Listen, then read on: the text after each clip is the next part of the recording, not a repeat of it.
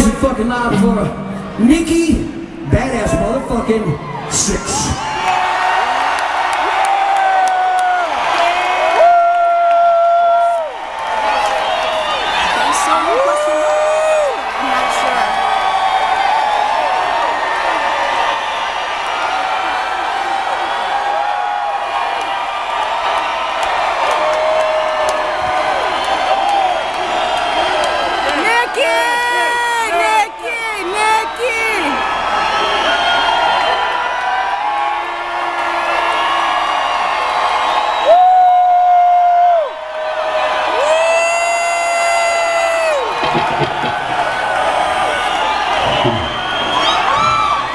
So I want to tell you guys a story. It may have something to do with tonight. It may have something to do with your life. I know it has something to do with me and the guys in the band. And before Motley Crue started in 1981, before I was fortunate enough to meet Tommy and Mick and Vince, and we went on this wild journey with you motherfuckers, Motley Crue fans. Give it up for yourself.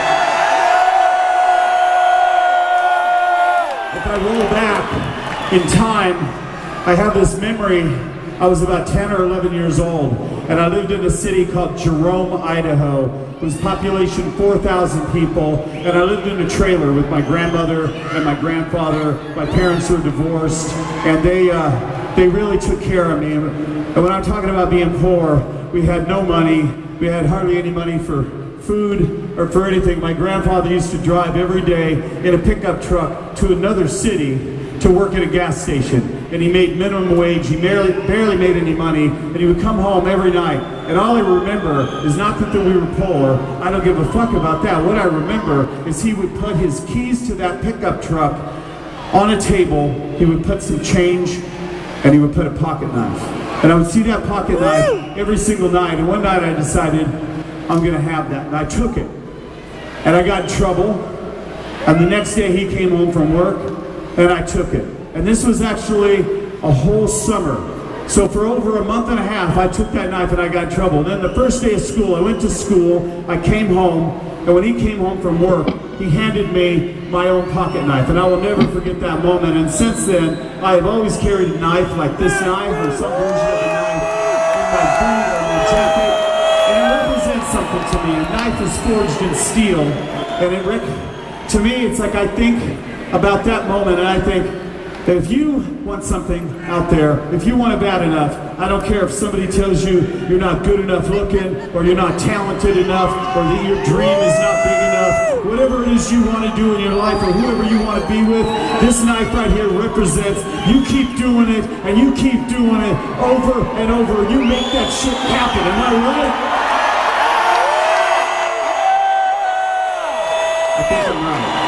And I think somebody out there is going to do something amazing. And that's exactly what Tommy back there, Mick back there, and Vince and myself, we did.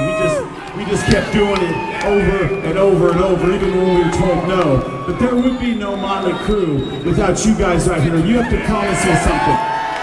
You have to keep coming back and supporting rock bands right fucking here.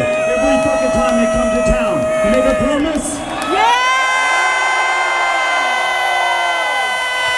Do me a favor, everybody has a cell phone. Reach into your pocket or your purse and turn on the flashlight, and let's light this place up. I want to see the whole place light up.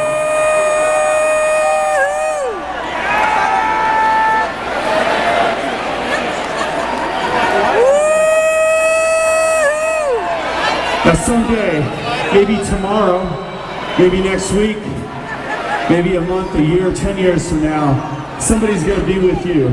And they're going to hear Motley Crue on the radio, and they're going to look at you and they go, you know, Motley Crue is a pretty cool band. You know what you're going to say? Fuck you, because I was at their last fucking concert right here in fucking